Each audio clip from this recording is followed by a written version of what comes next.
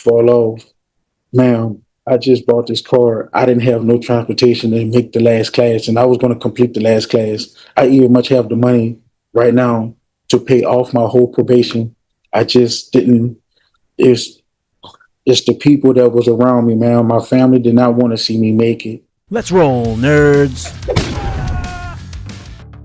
Welcome back to Time Serve, the channel of scandals, so you don't have to. The word is no. And when you're facing close to a decade in the TDC, I guess that two-letter word is one of the last ones you want to hear comes out of Judge Boyd's mouth. But today, this defendant has been in and out of the 187 for years, and finally, his luck has ran out.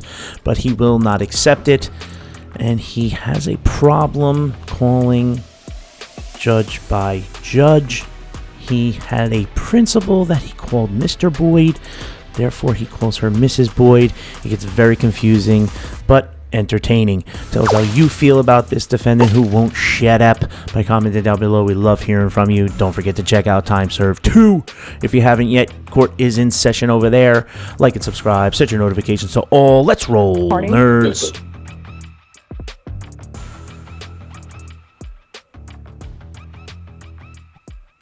Court is calling 2020-23 CR 10366 State versus Claudel Dwayne Corney. Can I have parties announced for the record for the state? Rick Pena for the state of Texas. Good morning. For the defense? Christopher Ramos for the defense. And are you Mr. Corney? Yes, ma'am. This is me. All right. Did you review the document entitled Motion to Enter Adjudication of Guilt and Revoke Community Supervision and First Amendment Motion to Enter Adjudication of Guilt and Revoke Community Supervision with your attorney? Did you understand it? Yes, Ms. Boyd. Are you the same Claudel Dwayne? Yes, ma'am. All right. Are you the same Claudel Dwayne Carney who was placed on deferred adjudication in 2023 CR 10366 for the offense of aggravated robbery on February 13, 2024 for a period of 10 years? Is that you? Yes, ma'am. That's correct. All right. State. Yes, Your Honor, violation of condition number 41. On or about the 8th day of September, violation of condition number 41. On or about the 8th day of September, 2025, in Bexar County, Texas, the defendant, Claudel Dwayne Carney, did then and there fail to register for, attend a moral recognition therapy program with an approved agency in violation of condition number 41. All right. If we could go off the record for a moment, I don't have a violation of condition number 41. Is that in a supplemental? No, Your Honor, it's the original ETR.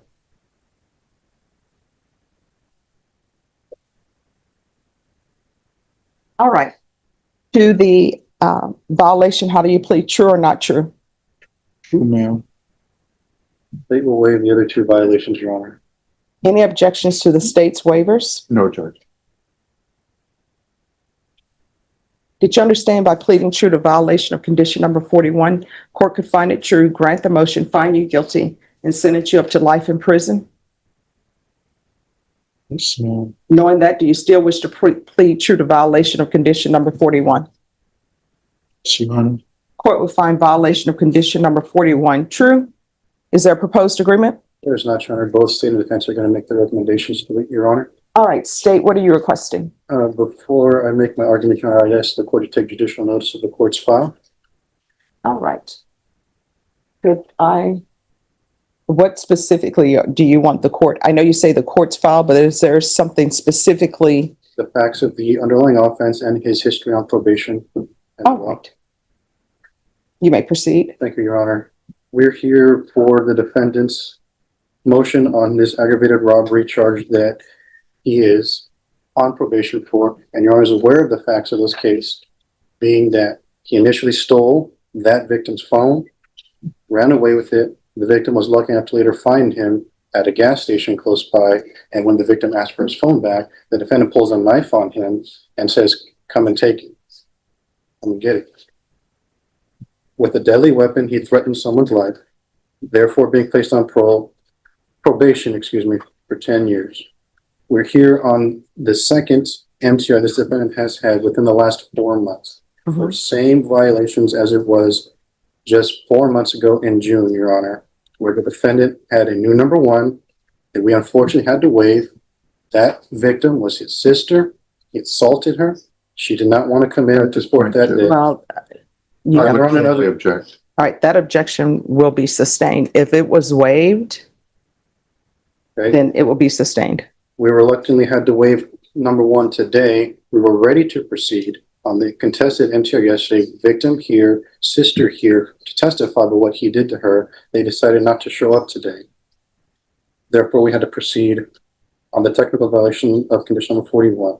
Well, I mean, if you would like, my understanding that there would be no objections. If they would like to zoom in, I was going to say it was working. Formally, Judge, I don't remember, for the benefit of the record and on behalf of my client, I would have to object on their appearance on Zoom. I would ask them to appear in person. Okay. All right, you may continue. Only because of the defendant not coming yesterday, we were unable to proceed with trying to prove the assault that he committed against his sister on September the 4th, 2025. Okay. As such, because of the underlying offense, because of his history, because he had the opportunity that Your Honor gave him back in June to go to Louisiana like he requested, but instead chooses to commit new crimes, they feel that he is not an appropriate candidate for probation. He should be revoked. He should be adjudicated guilty.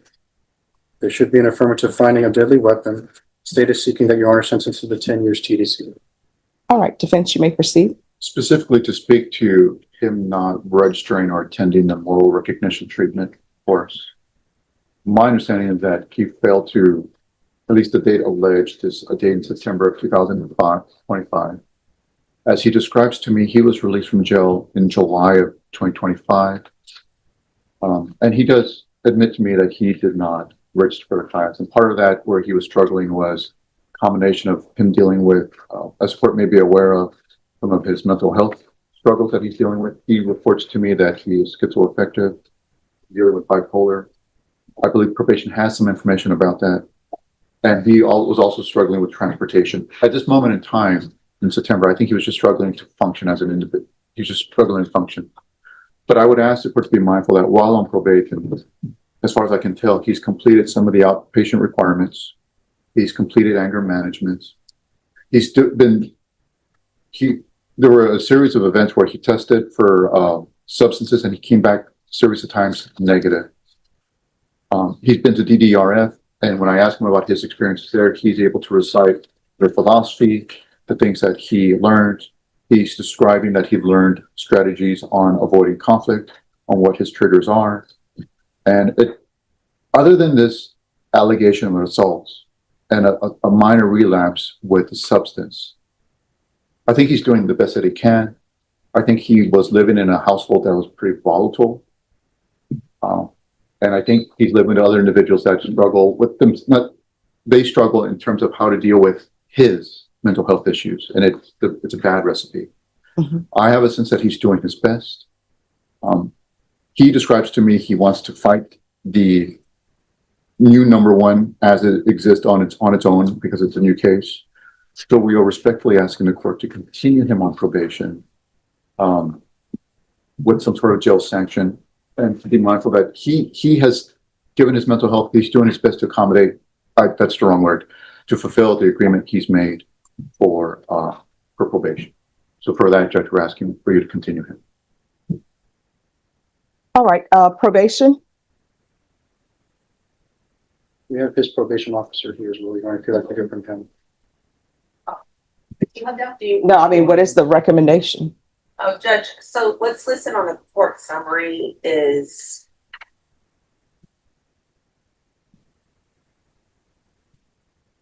DDRF followed by 6 months sober living at approved location, and ISP supervision upon DDRF, bi-weekly UAs for 60 days post DDRF. He did complete DDRF 121 days. He completed an outpatient program. He completed an anger management program. He has not completed the moral recognition therapy, the referral for Center for Healthcare Services. His last UA in August of 2025 was positive for amphetamines. And his last office visit with his officer was in August of 2025.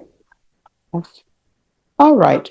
And I'm thinking that's because maybe that's after that his respiratory taken hold. Okay. So here's the thing, Mr. Carney, Yes, ma'am. I don't think you're appropriate for probation. I granted your application over the objection of the state, Yes, ma'am. and I can only do so much.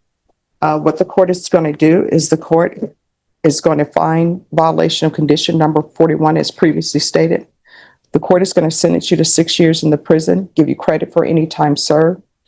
The court will recommend the therapeutic community.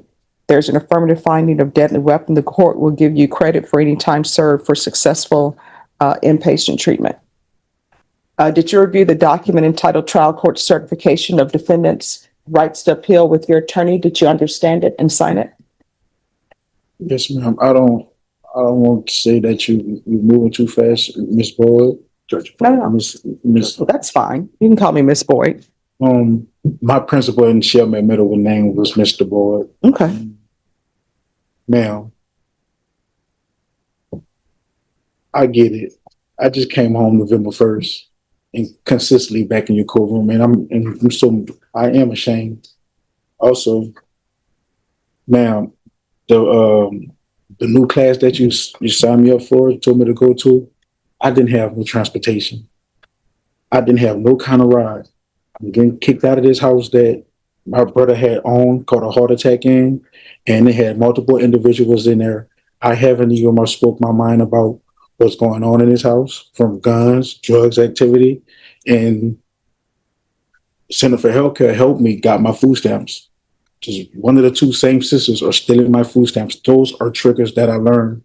So I removed myself from that household consistently. But I always went back because you know why? That's where I probate to. That was my original. No, so here's the thing. I tell everyone who's on probation in this court, if there's an issue, all you have to do is let probation know about it. I did, Miss Boyd. And also, I was trying to tell you, like, recently, I just cleared a $25,000 lawsuit. Only thing I did for myself, ma'am, was buy a brand new car. It was $12,000. It's in New Orleans. My niece was driving it to me the day that I got locked up, ma'am. Consistently, if the system, I'm not going to say the system failed me. I love Mr. Alcatar, my probation officer. I wish he could speak up on my behalf. Ma'am, no. And I just moved back to San Antonio because I just recently found out in 2023, I have a 12-year-old baby that I did not know I was able. So here's my question. Why didn't you contact probation and say all of this was going on in your life? I tried, Miss Boyd. I really did. Because I was in jail. I didn't know not one, but two of my siblings passed away. One of them overdosed from drugs. And so here's the thing, what I want you to internalize. Yes, ma'am. This is what I want you to internalize.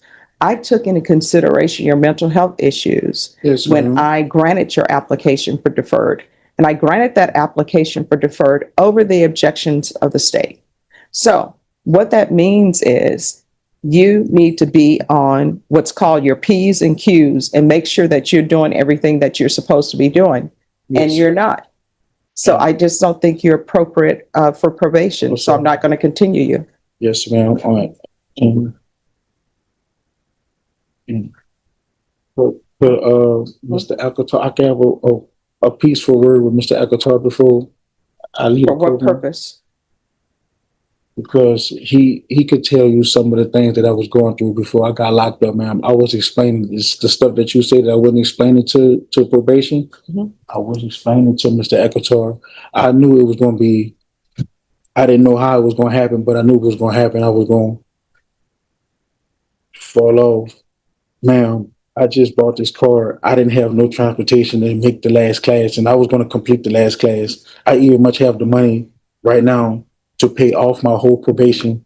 I just didn't. Shut up! Shut up! Shut up! It's the people that was around me, man. My family did not want to see me make it. I have all my probation fines and fees, the whole $7,000. Oh, here's the thing. Your attorney can address with you whether or not you should be spending money to pay that because you're no longer on probation. That would be money that So to do 6 years, Ms. Boyd? you'll get credit for any time that has You been could tell served. me how much time served that do I To the have? clerk, can you look up how much time? And what about the credit for time served the last time when I was, You'll get credit for any time that you've been in custody on this case, even prior to being placed on probation. Did you review the trial court certification of defendant's rights to appeal? You have a limited right to appeal. That right to appeal is as it relates to the allegation in the motion. Yeah. Because this is a felony conviction, you're not allowed to own or possess any weapons or ammunition. If you have a question over what that is, you need to speak to an attorney. Do you understand? yes, Ms. Boyd, All right, thank you. thank you. You're welcome. That's it, please. All right, so